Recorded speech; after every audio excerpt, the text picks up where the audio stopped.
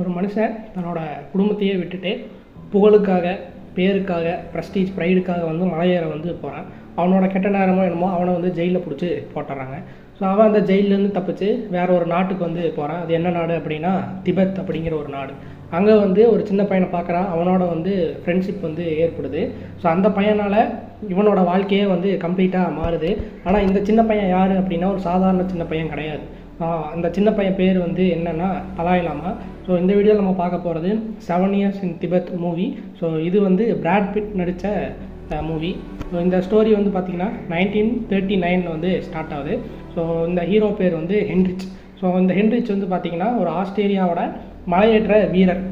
So அவனுக்கு வந்து ஒரு மனைவி வந்து இருக்குது. ஸோ அந்த மனைவி வந்து ப்ரெக்னெண்ட்டாகவும் இருக்காப்புல. ஆனால் ப்ரெக்னெண்ட்டாக இருக்கிற மனைவியை பக்கத்தில் இருந்து பார்க்குறத விட்டுட்டு, ஸோ அந்த குடும்பத்தையே விட்டுட்டு அவன் வந்து அந்த மலை ஏற்றத்துக்காக அவன் வந்து போகிறான். ஸோ அவனுக்கு இந்த ஃபேமிலி இதெல்லாத்தையுமே விட அந்த ப்ரைடு, ப்ரெஸ்டீஜு, இந்த சாதனைகள் தான் வந்து ரொம்ப முக்கியம். ஆனால் செகண்ட் வேர்ல்டு வார் வந்து கரெக்டாக ஸ்டார்ட் ஆகிடுச்சு. ஸோ இந்த ஹென்ரிச்சையும் சரி, அவனோட குழுவையும் சரி, குரூப்பையும் சரி, பிரிட்டிஷ் ஆர்மி வந்து அவனை எல்லாத்தையும் கைது பண்ணி ஜெயிலில் வந்து போட்டுறாங்க. ஸோ இவங்களும் பல தடவை வந்து எஸ்கேப்பாக வந்து ட்ரை பண்ணிகிட்டே இருக்காங்க. ஸோ கடைசியில் ஹென்ரிச், அதுக்கப்புறம் அவனோட ஃப்ரெண்டு பீட்டர், ஸோ இவங்க 2 பேருமே வந்து ஜெயிலிருந்து எப்படியோ தப்பிச்சிட்டாங்க.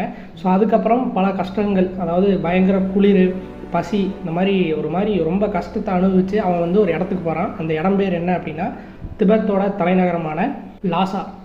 ஸோ அந்த இடத்துக்கு வந்து போகிறாங்க. ஸோ ஸ்டார்டிங்கில் வந்து அந்த திபெத்தில் இருக்கக்கூடிய மக்கள் வந்து இவங்களை வந்து ஏற்றுக்கல. ஸோ இவங்க வந்து வெளியூர்காரங்க தானே அப்படின்னு சொல்லிட்டு. பட் போக போக அவங்க வந்து ஒரு மாதிரி ஜெல் ஆகிட்டாங்க. இந்த ஹென்ரிச் வந்து பார்த்திங்கன்னா பல வருஷங்களாக அங்கேயே வந்து திபெத்திலே வந்து தங்கியும் இருக்காப்புல. ஸோ அந்த நேரத்தில் தான் வந்து ஒரு சின்ன பையன் தலாய் லாமாவை வந்து பார்க்குறாப்புல. அவங்க கூட பயங்கர ஃப்ரெண்டாகிறாரு.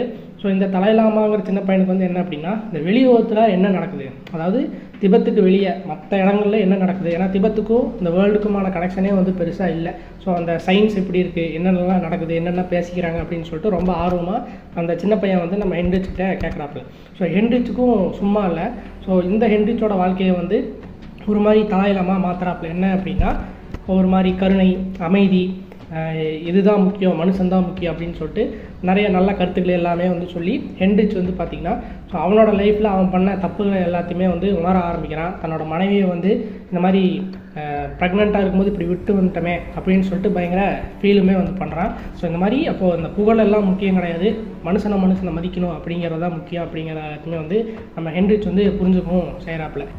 ஸோ இப்படி ரொம்ப நாளாக அமைதியாகவே போயிட்டு இருந்த வாழ்க்கை திடீர்னு பார்த்திங்கன்னா சைனா ஆர்மி வந்து உள்ளே வந்து இந்த திபெத்தை வந்து கைப்பற்றாங்க. ஸோ இப்போ அந்த திபெத்தோட ஃப்ரீடமே வந்து சுத்தமாக வந்து போச்சு. ஸோ தலாய் லாமா அதுக்கப்புறம் அவங்களோட மக்கள் எல்லாருமே வந்து ஒரு மாதிரி கஷ்டப்பட ஸ்டார்ட் பண்ணுறாங்க. இதெல்லாமே வந்து ஹென்ரிச் வந்து பார்த்துட்டு அவனுக்குமே வந்து பயங்கர ஃபீலாகவும் செய்கிறான். ஸோ கடைசியில் ஹென்ரிச் வந்து அந்த திபெத்தை விட்டு அவன் வந்து அவனோட சொந்த நாட்டுக்கு வந்து போகிறான் பல ஆண்டுகள் கழித்து.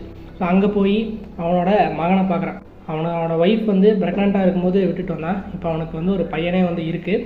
ஸோ இப்போது அவன் குடும்பத்தோடு எல்லாமே சேர்ந்து ஒரு மாதிரி ஜாலியாக ஒரு நல்ல அப்பாவாக, நல்ல ஃபேமிலி மேனாக அவன் வாழ்க்கையை வந்து ஸ்டார்ட் பண்ணுறான். ஸோ இதோட இந்த மூவி வந்து முடியுது.